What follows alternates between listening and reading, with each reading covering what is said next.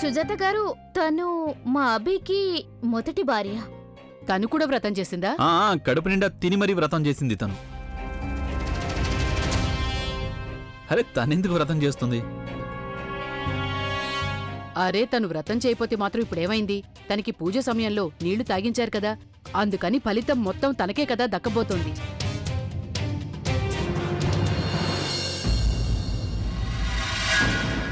చూడండి, నేను ఇలాంటి అస్సలు నమ్మను. ఇదిగో తనే నాకు కాబోయే భార్య, అందుకని ఈ పుణ్యం అంతా తనకే దక్కబోతోంది. అరే నువ్వెందుకు మొహం అలా మార్చుకున్నావు? పూజ స్టార్ట్ చేయి. కానీ కానీ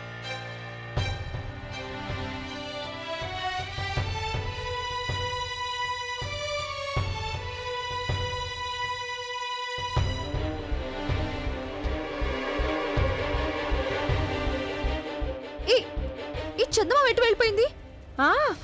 చంద్రుడు వెళ్ళిపోయాడు, ఇప్పుడెలా?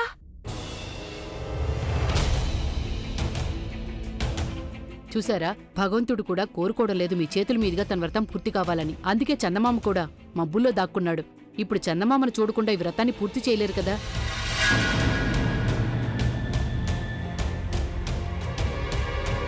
కానీ ఒకటి, మీరు పూర్తి చేయొచ్చు, ఎందుకంటే మీరు భగవంతుడిని నమ్మరు కదా. కానీ వీళ్ళందరికీ నమ్మకం ఉంది.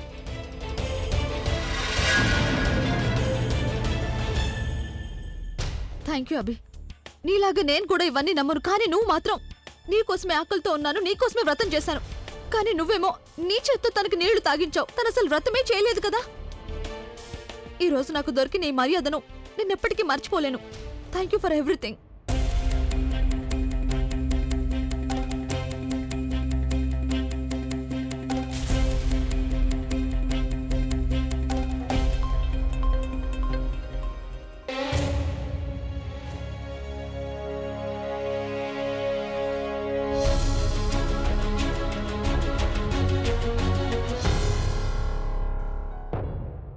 అక్క, పాపం తనకి చాలా అన్యాయం జరిగింది.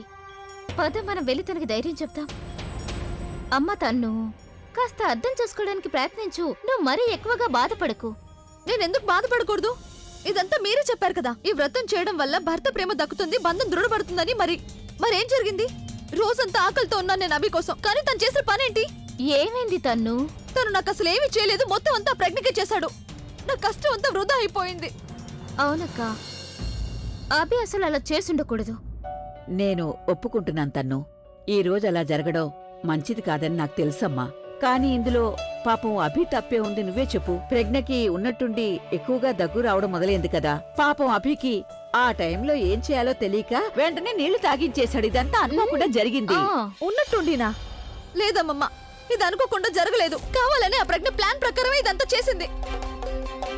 కానీ తను ప్రజ్ఞ అలా కావాలని ఎందుకు చేస్తుంది? ఎందుకంటే అమ్మమ్మ నేను ఫాస్ట్ చేయాలని తను అస్సలు కోరుకోవడం లేదు. నువ్వు ఇంకేమన్నా చెప్పాలా? ఇంకేమన్నా అబద్ధం చెప్పాలనుకుంటే చెప్పేయి. నేను చూడాలనుకుంటున్నాను నన్ను మోసం చేయడానికి నువ్వు ఎంత నీచానికి దిగజారగలవు అని. ఎందుకు ఆలియా, ఎందుకు నువ్వు ఇలా చేసావు? నీకు తెలుసు కదా, నానమ్మ తర్వాత నీ ఒక్కదానిని కదా నేను పూర్తిగా నమ్మేది. ఏమన్నావు నువ్వు? ఈ మధ్య అన్నిటినీ మర్చిపోతున్నావా? అది చాలు. వాటిలో ఉన్న శక్తి విషయాన్ని గ్రహించి మనకు వివరిస్తాయి.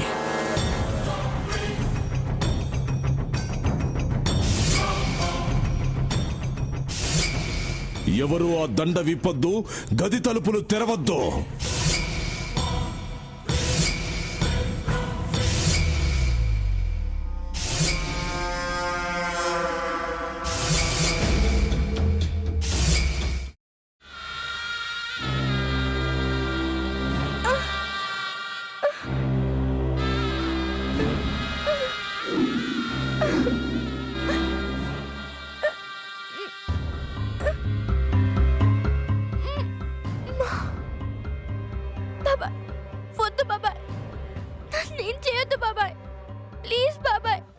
నీకు నిజం తెలిసినప్పుడే నా ఆలోచనలో నువ్వు చచ్చిపోయావు. ప్లీజ్ కొంచెం తినండి. ప్లీజ్. భీమారావు గారు, మీరా? ఇగో మీరా కాదు, సక్కుబాయ్. అవును మీ పనామే లేచిపోయిందని చెప్పి కంప్లైంట్ ఇచ్చినావు కదా. రేయ్, ఆయన కంప్లైంట్ ఇచ్చింది లేచిపోయిందని కాదు, కనిపించడం లేదు అని. అచ్చా, అట్లానా? సరే మేడం. ఇడియట్. ఆ వంట మనిషి పేరేంటన్నారు? రత్తాలు మేడం. ఏం పెద్ద మంచి, నీ వంట మంచిని కూడా మేడం అని పిలుస్తావా? రేయ్ హాఫ్ బ్రెయిన్,